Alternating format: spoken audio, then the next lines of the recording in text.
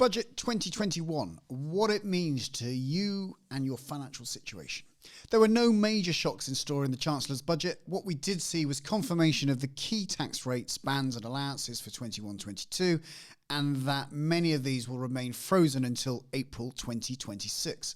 However, the government is set to announce a series of tax consultations on the 23rd of March, which may begin to reveal their plans to balance the books after the unprecedented spending required to deal with the COVID pandemic.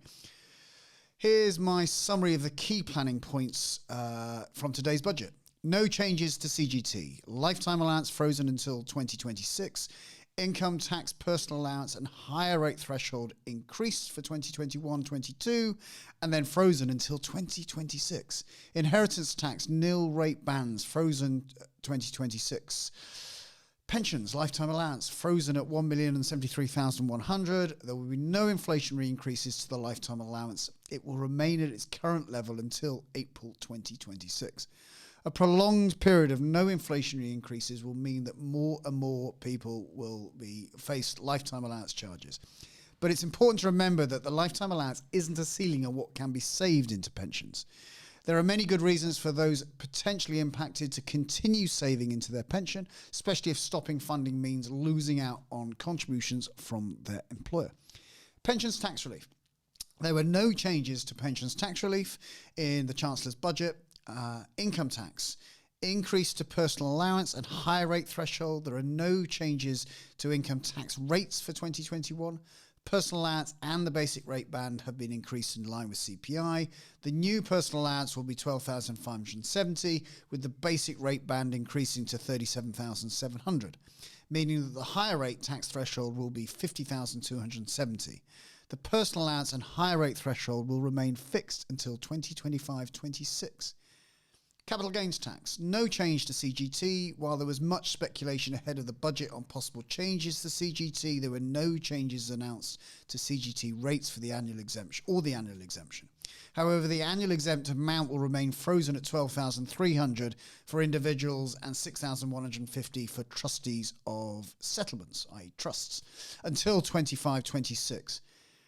The government intends to publish further tax consultations from the 23rd of March, and CGT changes may be amongst them. Inheritance tax bands, nil rate band and residential nil rate band will remain fixed at $325,000 and $175,000 respectively until April 26. With the bands frozen for a further 5 years, this will bring more estates into the IHT net and increase the demands for estate planning.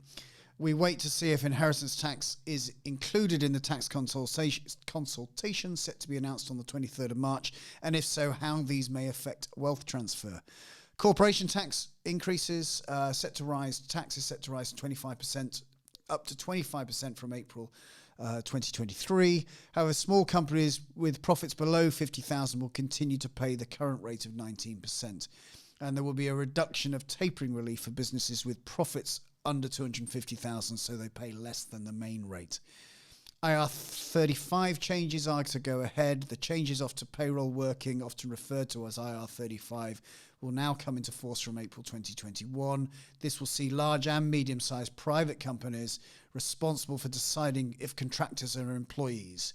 If so, these companies must collect income tax and national insurance contributions from the contractor's fee and pay it over to HMRC.